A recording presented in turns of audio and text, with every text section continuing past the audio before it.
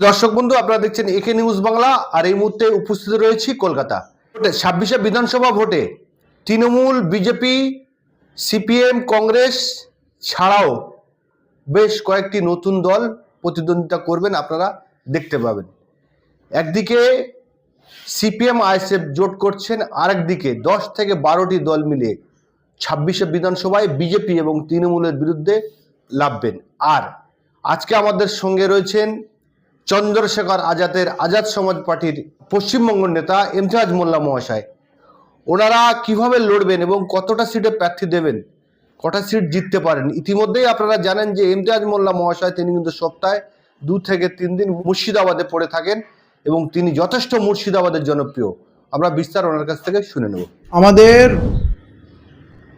Total 100 target, তার মধ্যে কিছু কম বেশি হতে পারে, কারণ জোটসঙ্গী আছে আর অনেকে ডিমান্ড আছে সেগুলো পুরো করতে গিয়ে। তো এইটা হলো আমাদের ফর্মুলা। আপনাকে বলে দিই, এতে হুমায়ুন কবির সাহেবের জেইউপি আছে, এসডিপিআই আছে, ডব্লিউপিআই আছে, আজাদ সমাজ পার্টি আছে, মুসলিম লীগ আছে, এমআইএম আছে, মূল নিবাসী পার্টি অফ ইন্ডিয়া আছে, আরও কথা চলছে রুহুল আমিন সাহেবের সঙ্গে, ওটাও ফাইনাল হবে। কিন্তু যেহেতু আমরা কম সিটে দিচ্ছি, আমরা আইএসএফ এবং বামফ্রন্ট এদের সঙ্গে প্রতিযোগিতা করে 294টা সিটে আমরা লড়বো না। তাহলে কি হবে? ভোট বিভাজন হবে। কংগ্রেস অলরেডি ভোট বিভাজনের কাজে নেমে পড়েছে, মানে যার বাংলায় তার কোনো লক্ষ্য উদ্দেশ্য কিছুই নেই। যখন আমরা জোট পাচ্ছি বিজেপি তৃণমূলের অত্যাচার থেকে মুক্তি পেতে, সেইখানে উনি 294টায় সিট দিয়ে ভোট কাটার কাজ করছেন। অতএব আমরা বাম এবং আইএসএফ ড্যামেজ যাতে না হয় এবং তারা যাতে আমাদের ড্যামেজ না করে, এই আন্ডারস্ট্যান্ডিংয়ে পৌঁছানোর চেষ্টা করছে। এটা খুব তাড়াতাড়ি হয়ে যাবে।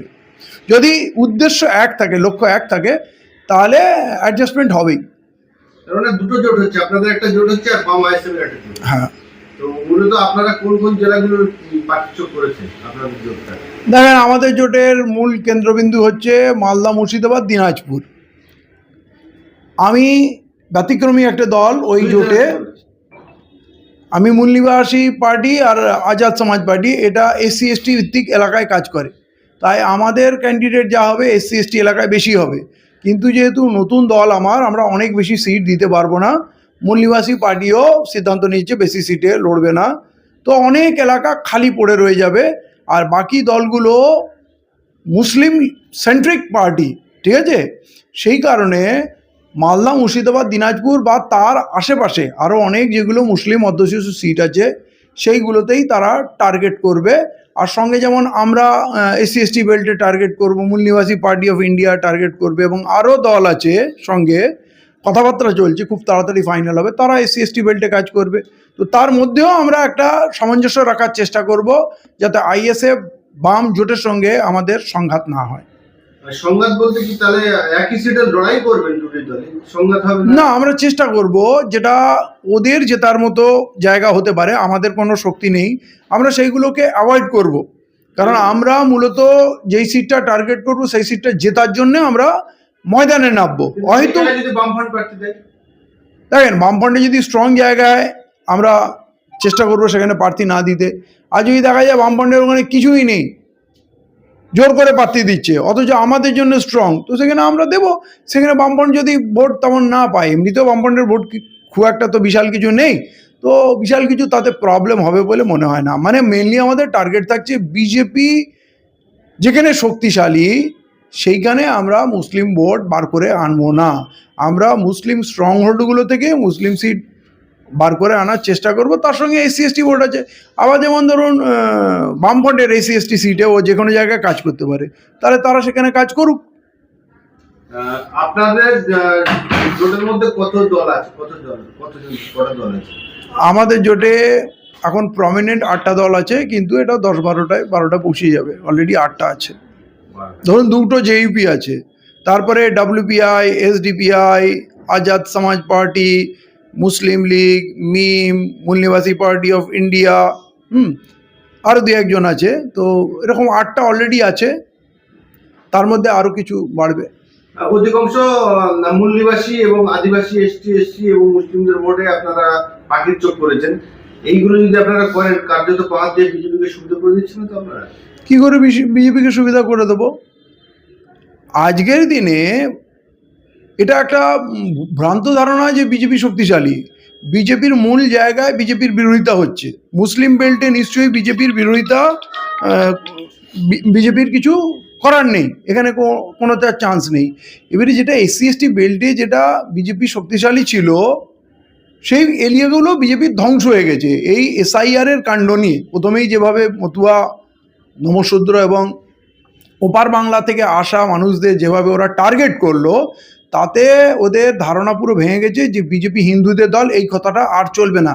মানুষের শত্রু হয়েছে। তারপরে ধরুন SIR এর ছাড়াও যেটা অ্যাবস্টিন যেটা কাণ্ড এলো, সেইখানে বিজেপির ভূমিকা, পুরো দেশে নারী নির্যাতনে বিজেপি শীর্ষে, এই সব কিছু নিয়ে কিন্তু বিজেপির প্রতি ব্যাপক ঘৃণা, বাঙালিদের উপরে অত্যাচার। শুধু মুসলমান নয়, অনেক হিন্দু ডাক্তার ইঞ্জিনিয়ারকে দিল্লিতে গ্রেপ্তার করেছে, নাগরিকত্ব নিয়ে যে তথ্য চাচ্ছে, এবং নির্বাচন কমিশন যেভাবে নাগরিকত্ব নির্ণয় করার চেষ্টা করছে, তোমার বাবা কোথায়, মা কোথায়, পুরো লিঙ্ক করছে, তাতে সবাই এটা বুঝে গেছে এটা বাঙালিরা টার্গেটে আছে। অতএব এই বাংলা থেকে বিজেপিকে ঝেঁটিয়ে বিদায় করবে বাঙালিরা। অতএব এই প্রশ্নটা নিয়ে আপনারা মানুষকে যদি বলেন এখন আমরা দুর্বল করে রাখবো, বিজেপিকে রুখতে হবে, বিজেপি নেই, বিজেপি শেষ হয়ে গেছে। আমরা এই বিজেপি তৃণমূল এই দুটোর এই যে যোগসাযোগ আছে, এই পার্টনারশিপ, এইটাকে আমরা ভাঙতে চাই, শেষ করতে চাই। চন্দ্রশেখর আজাদ কলকাতায় এসেছিলেন, তারপর থেকে আপনি কার্যত মুর্শিদাবাদে সপ্তাহে 3 থেকে 4 দিন সেই জায়গায় যাচ্ছেন বহুত দিন ধরে। তো আপনি যে বিধানসভাগুলো প্রার্থী দেবেন বা আপনি নিজে প্রার্থী হবেন, সেগুলো কেমন সাড়া পাচ্ছেন, কতটা জেলার বিষয়ে আত্মবিশ্বাসী আছেন? দেখেন, আমি মূলত ফারাক্কায় কাজ করি। পাশের এরিয়াগুলোতে আমার জনপ্রিয়তা ব্যাপক আছে, যেমন শামসরগঞ্জে আছে, সুজাপুরে আছে। কিন্তু যেহেতু অনেকগুলো মুসলিম নেতৃত্ব এখানে রয়েছে বা দল রয়েছে, তাই আমরা মুসলিম এরিয়াগুলোকে টার্গেট করিনি, আমরা শুধু ফারাক্কাতে আমরা টার্গেট করেছি। এবং ফারাক্কায় আজকের দিনে সাধারণ মানুষের কাছে গেলে, মিডিয়াতে অত পাবেন না, কিন্তু সাধারণ মানুষের কাছে গেলে লোক এক কথায় বলবে যে আজাদ সমাজ পার্টির লিডার ইমতিয়াজ মোল্লার সমকক্ষ আশেপাশে কেউ নেই, কেউ এনার সামনে দাঁড়ানো। এবং সবথেকে বেশি জনপ্রিয়তা আমার স্বচ্ছ ভাবমূর্তির জন্য, লড়াকি চরিত্রের জন্য, এবং প্রতিবাদী মুখ হিসাবে ঘরে ঘরে মানুষ আপনারাই আমাকে পৌঁছে দিয়েছেন সোশ্যাল মিডিয়ায়। অতএব যেখানেই যায় লোক আবদার করে, হাত মেলায়, ছবি তোলে, চা খাওয়ায়, মিষ্টি খাওয়ায়, মানে মানুষের আবেগ ভালোবাসা প্রচুর আছে। এই ইলেকশনে কন্টেস্টে ফারাক্কায় তো আমার সামনে কেউ নেই, দাঁড়ানোর মতো কেউ নেই। কিন্তু আপনাকে বলছি, এই জোটটা ঘোষণা হওয়ার পর এমন হবে না, এই জোট প্রার্থী যেখানে যে দাঁড়াবে, মানুষ জোটবদ্ধ হবে, তাকে জেতাবে।